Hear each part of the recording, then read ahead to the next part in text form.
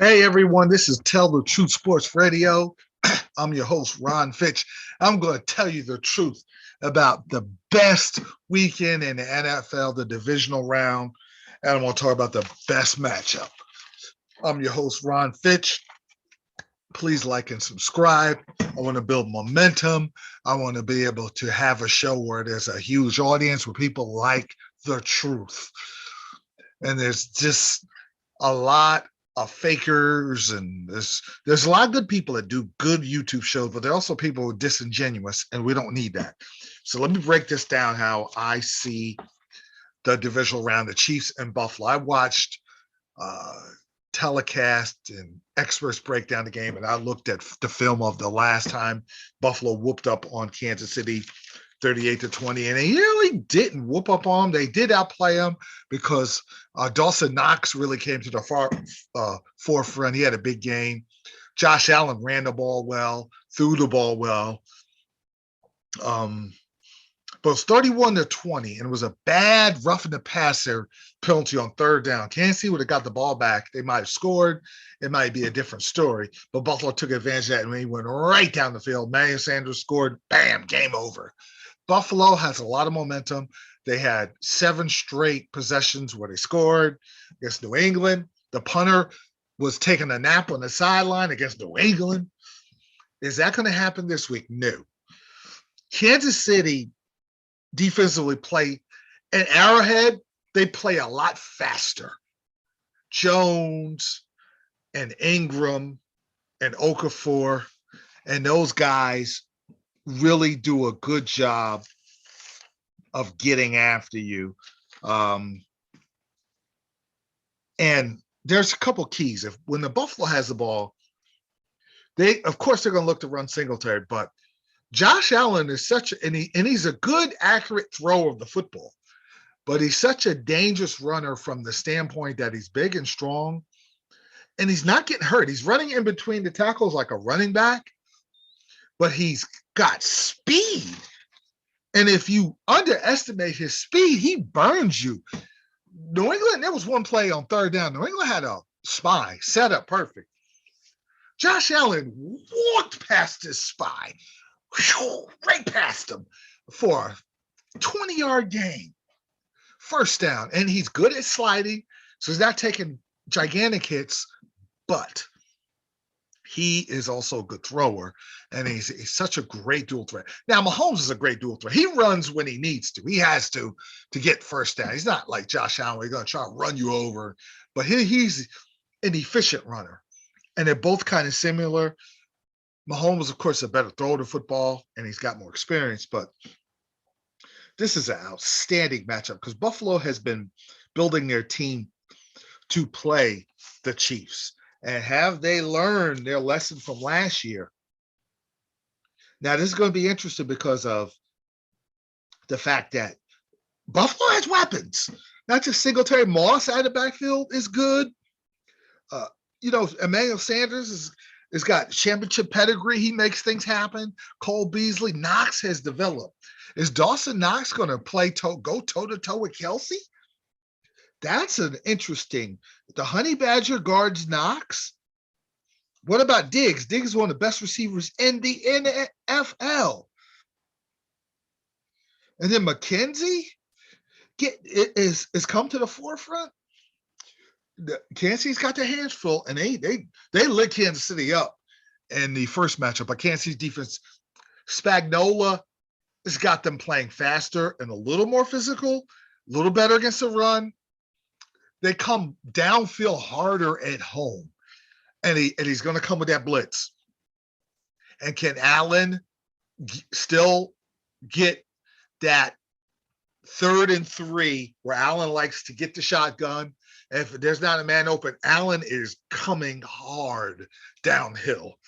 And he's going to dive over the top. He's going to run you over. He's going to do whatever it takes to get that first down. Can Honey Badger, can the secondary guys meet Allen with force? Bam, hit him.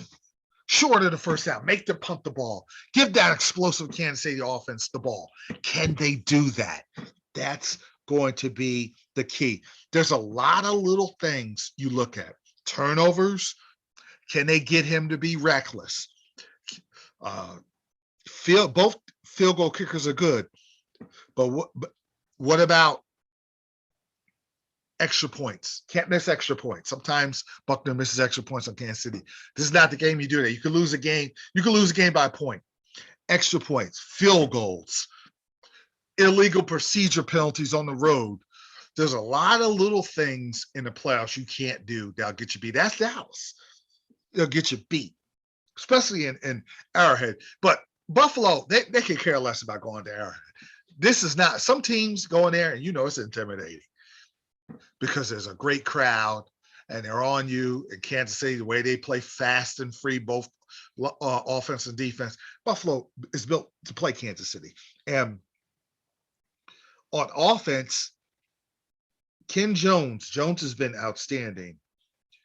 And Tre'Davious Ward, Rashard, can they play Rashard Fenton in the back end?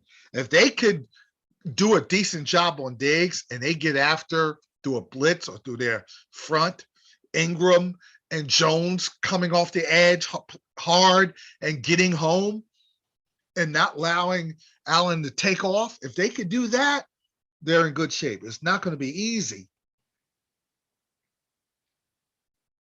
Now, on offense, Kansas City, they got the deep ball game going. They haven't did that because most teams play two safeties. Buffalo plays two safeties, but without Tre'Davious White, their best cornerback, this sways my opinion about the game because he did such a good job the last time. They don't have him. And Andy Reid, I know Brian Daboll could dial it up defensively for Buffalo, but Andy Reid and Bieniemy, they know that. So they may pick on that. And this is what makes Kansas City so good is they use 8 different receivers. And Nico Hardeman and Byron Pringle have come to the forefront. They've been, when Tyreek Hill has gotten hurt, they've been go-to guys.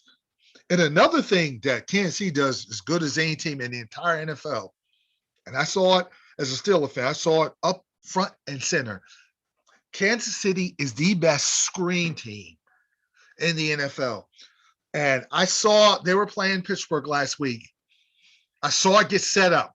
And the minute that ball left Mahomes' hands and it's about to go in McKinnon's hands, I said, this is going to be a big gainer because the lineman had set it up and they had all set it up perfectly. He catches the ball and gets a big gainer on the screen game. That's something Buffalo has to be careful of. Now, the Bills, like I said, they built their team to stop the Chiefs because both teams run the ball, but they're not Derrick Henry type of there's not Tennessee where they're going to punch you in the face of Derrick Henry. But Singletary runs it. McKinnon runs it. They run the jet sweep with Tyreek Hill. So Levi Wallace and Jaron Johnson, Jordan Payer, and Dane Jackson, and Micah Hyde, the superstar on the back end. Buffalo's got some dudes on that back end. And they get after you. They're very aggressive because there was a couple of times I saw in the first game they kind of got close to Mahomes where he made a quick throw that turned into mistakes, or they got off the field on third down when they got just close enough for him to kind of run out of the pocket and throw the ball to run where they were able to stop him. But the thing about Kansas City, and the thing I like about Buffalo is their top 5 stopping tight end. Can Travis Kelce get that off? Can Travis Kelce say, I don't care about those stats? Matt Milano is their best cover linebacker. So when you're watching the game, look at Matt Milano and look at Travis Kelce, if that's ever a one-on-one. Look at that one-on-one matchup. Check out who wins that. That'll let you know how the game is going to go. But all those weapons Kansas City got, the 8 different receivers, I named you all those star defensive backs that Buffalo has that are good.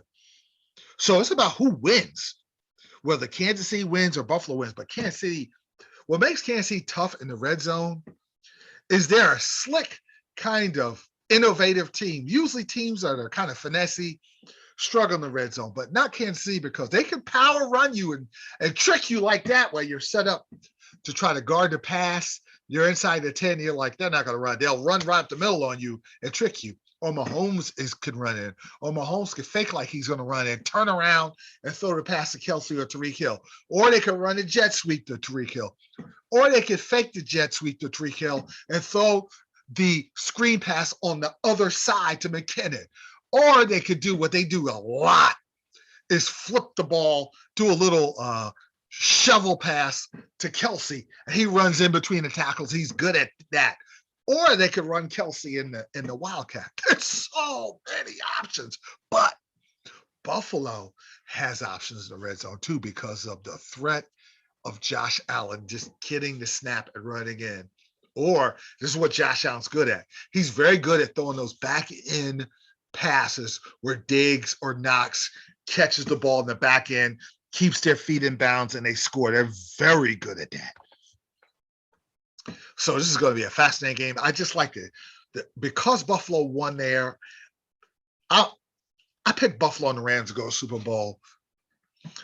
I'm not going to go against the Chiefs, man. I just think that because they're home and they play fast, Honey Badger will make a player too.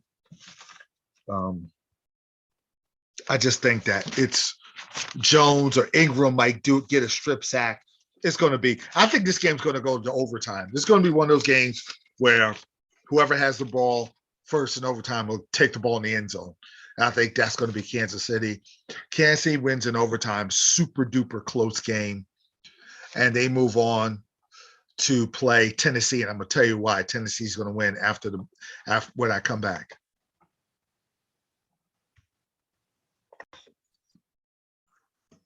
Okay, Tennessee and Cincinnati. You got the great offense of Cincinnati. Nice young pieces on defense. And then Matthew Hilton, the veteran who makes plays in the back end, versus King Henry and Tannehill and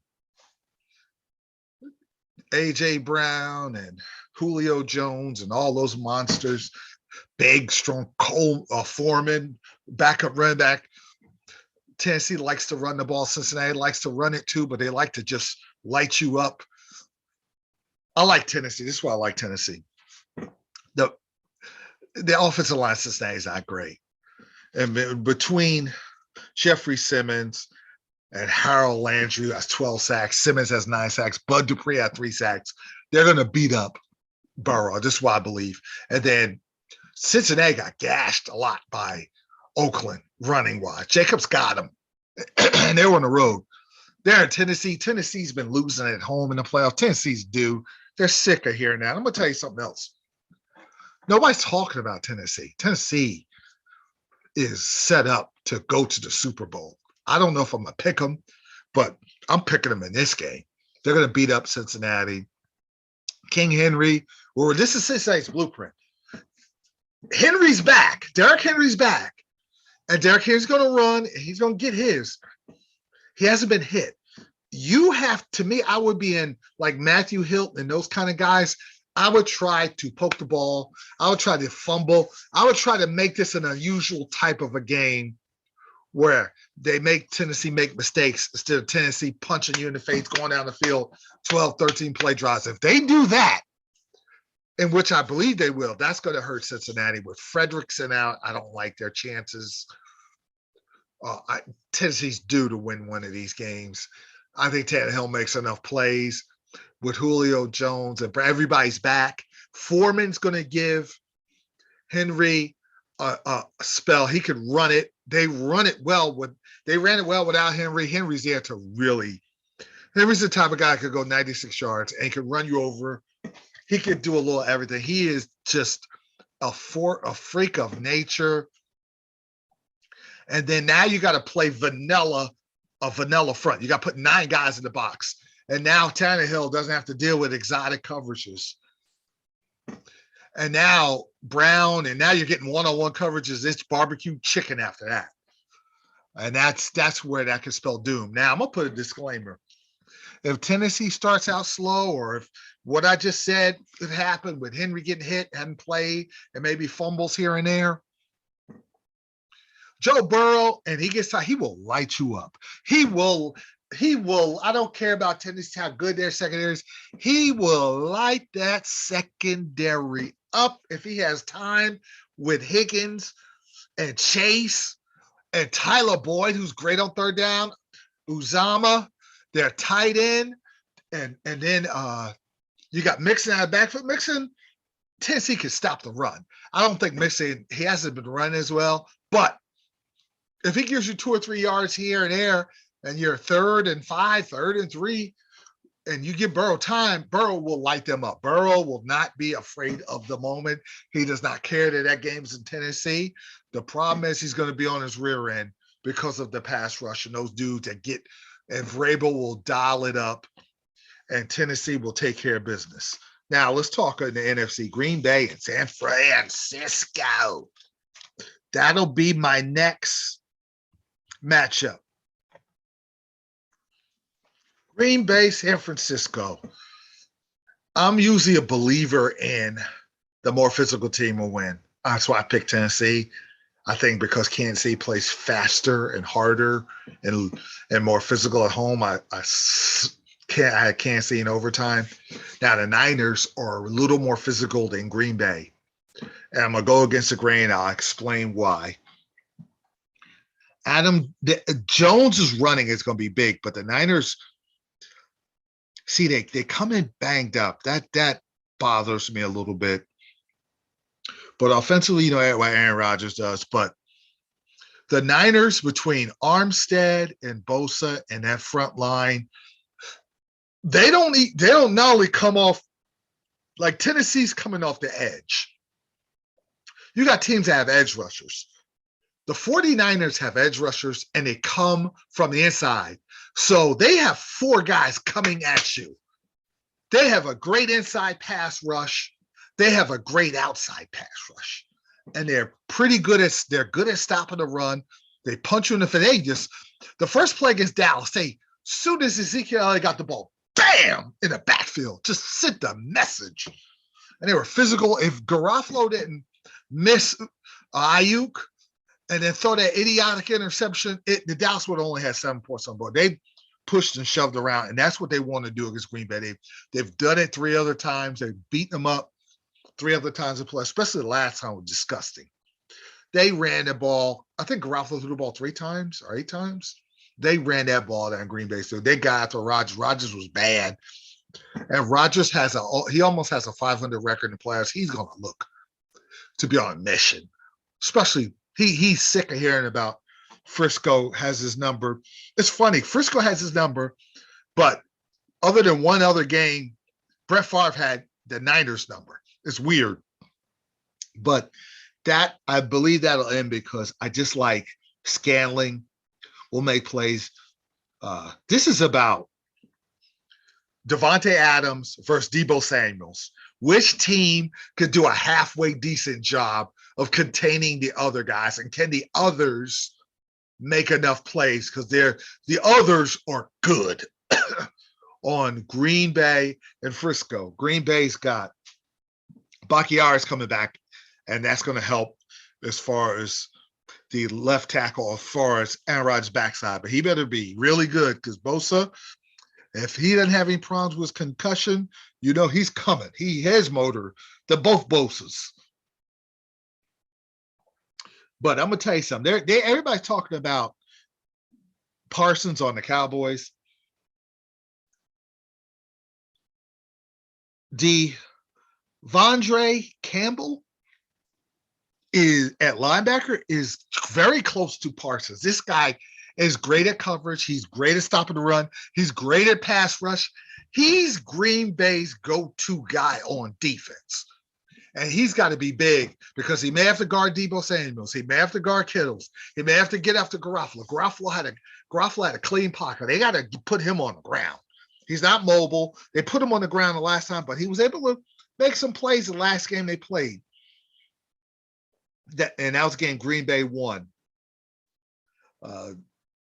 But this will hurt Green Bay. And I'm going to tell you, it can't hurt them this game. Yards after catch. The Niners have the best yards per pass in the league. They're number one. And it's not that they go deep, but they catch the ball. Debo saying catch the screen passes. They catch balls over the middle. And they catch it maybe 10 yards down the field. They're going 30, 40 yards down the field. And they're just gashing you. And Green Bay can't afford that. And they were able to do that a little bit against Green Bay. But I saw one play where Garofalo tried to get the ball to Kittles. They threw it into triple coverage, man. Come on, man. You can't. And Jimmy G has to play a clean game. If he throws a bad pick, you get beat. This ain't Dallas. You throw a bad pick in your own territory, Aaron Rodgers is putting up 7. You're behind the 8 ball. And you can't do that in Lambeau Field. But now the Niners have such a physical presence. If the pace of the game is a physical game and the Niners are pushing and shoving Green Bay around and the crowd is getting antsy and Aaron Rodgers is running for his life and guys aren't open, and it's like the Dallas game, that's a problem. And the Niners are capable of doing that. And Mitchell is running wild. Eli Mitchell is running wild. Debo Samuels is a superstar.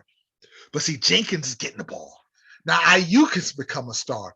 Kittles hasn't been as prevalent, but now Kittles could be the guy. So Green Bay's got to get out. They got to put Garofalo on the ground. This can't be like Dallas, for as good as their pass rush, didn't touch Garofalo. Green Bay's got to get to him. And they can't. 3rd and 3 is not good. And then Green Bay's not a good red zone defense. They're a good, solid defense, not good in the red zone. Niners are the best red zone team because of Samuels and Ayuk.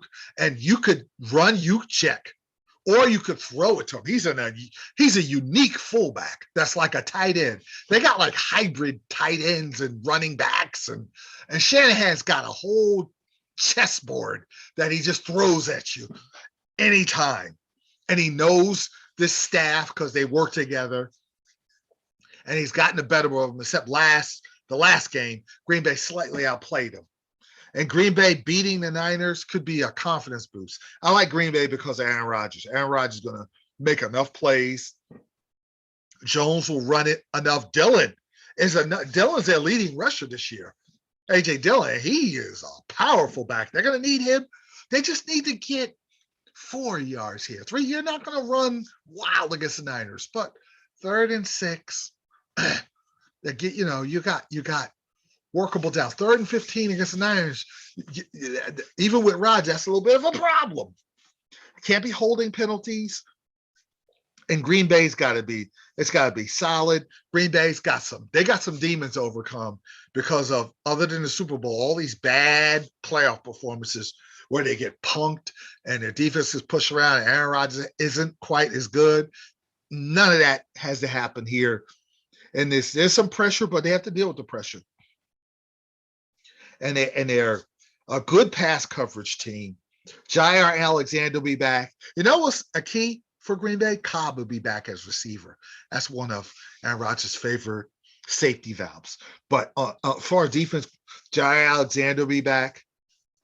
He better, because Ayuk and Juszczyk and that monster they call Debo Samuels, who runs, and he could run routes like Chris Carter and make cuts like Emmitt Smith. This guy is just amazing. This year just made me just realize how good this guy is. But this is a key stat. The Niners are 19-2 when they rush the ball more than 26 times. And then when they don't run the ball more than 26 times, they win 35% of the time, which is not good. Check the rushing stats. If they're allowed, the game is in the balance and it's not out of hand where 17 points or 14, and they could continue to just beat themselves. It's going to be interesting to see if Green Bay, because Green Bay stopped them to 65 yards rushing the last. Green Bay was physical in Frisco. If they do that again, they're going to beat up the Niners, but it's going to be tough slate because the Niners are playing better. And I'm just watching how the Niners are trending up and they're imposing their will. Green Bay cannot allow the 49ers to impose their offensive defensive will where they're just whooping you in the line of scrimmage. That cannot happen. There's gonna be moments where you get punched in the face, beat up a little bit, and put on the canvas. That Green Bay's got to, if they get punched on the canvas, they got to get up. And Aaron Rodgers has got to make plays. Cobb and Scanlon and Jones out of the backfield with the screen pass. They're another great screen pass team. The Niners, the Chiefs, the Bills, they're great screen pass teams. And I think that is going to be an important weapon, especially against the pass rush of the Niners. I like Aaron Rodgers. This could be another overtime game where Green Bay wins. It's going to be a super duper close game. It could go either way. I'm going to go with the Packers. Okay, Rams Tampa, my final prediction. I picked the Rams to go Super Bowl. I'm going to stay with that. It's not a guarantee where I say I'm guaranteeing tonight. I'm asking Matthew Stafford to beat Tom Brady and then turn around, probably beat Aaron Rodgers and get to the Super Bowl. Now, Joe Flacco beat Peyton Manning and turned around, beat Tom Brady in Denver. Then he went to Foxborough and did that and went to the Super Bowl and won the Super Bowl. So there's precedent. I got the receipts of a past. I think Stafford's better than Flacco, but I kind of lumped them in together. Stafford has to be clean as a whistle, and I have concerns. What I do like is Cam Akers. I'm surprised that Tampa, with the players they have, get run on. The Eagles ran on them a little bit. If Cam Akers is going to run, it's going to be a pretty good game for the Rams. Cam Akers is physical. Sonny Michel is physical. McVay wants that. Now, Tampa is a lot more better defensively. I saw them at home because they're home. If this was in LA, I know the Rams. I'm super sure. Yeah, I'm not as sure because of Brady, but because their defense is good at their pass rush. I'm not crazy about this. They have a couple players in their secondary, but you got Ross Cockrell, who stinks, and Beckham and Cooper Kupp. If Stafford has time, they got to light them up. And Higbee did when they played before, Higbee hurt Tampa. And I think Devonte David's going to have to guard Higbee. But, JPP, can he get to Stafford and make Stafford be mistake prone? Better not, because if Stafford's going to throw a pick or two and you get Brady to short field, you're going to get beat. The one thing I'm fascinated by on the other end is Tom Brady is looking. His best left tackle is probably going to be out. Jensen at center probably be out. And you have Von Miller's one of the best. He's a clutch. He's a good playoff pass rusher. He's a clutch performer. And you saw him last week. It's like Leonard Fournette. They call him Playoff Lou, the running back for Tampa. This is playoff Von Miller versus playoff Fournette. So Brady's looking at this and saying, all right, if I go back to pass, I'm going to get sacked. So this is what I'm going to do. I'm going to tell Gronk to go down the field, and I know that Ramsey's going to keep Evans busy. So what I'm going to do, if Ramsey guards Gronk, I'm going to go to Evans. If Ramsey guards Evans, I'm going to go to Gronk. And I'm going to go, everything has got to be, and then I'm going to do my short, very quick 2-second drops. As soon as I get the ball, I'm going to try to find somebody. We're going to go short. Now, if the Rams flood the zone, it's going to be interesting because Brady's going to need time. And I don't know if he's going to have that kind of time. So Brady, I know Brady's thinking, I'm not going to need time. Forget that. Let's scrap that. We're going to run the football because the Rams got pushed around by the Niners, and Fournette's a power runner. We're going to run that football. And then that might set up some stuff. Also, I'm going to use the short intermediate passes to open the field. And then what that does, if you're a pass rusher and you're constantly rushing and the ball gets thrown, and you could get home, but the ball's delivered already. That kind of messes with your head. I think that's what Brady wants to do. But if he can't do that, they're in trouble. Now, can Fournette gash the Rams? Can Akers gash? Just understanding Stafford is a very good quarterback, and the all-time great Brady.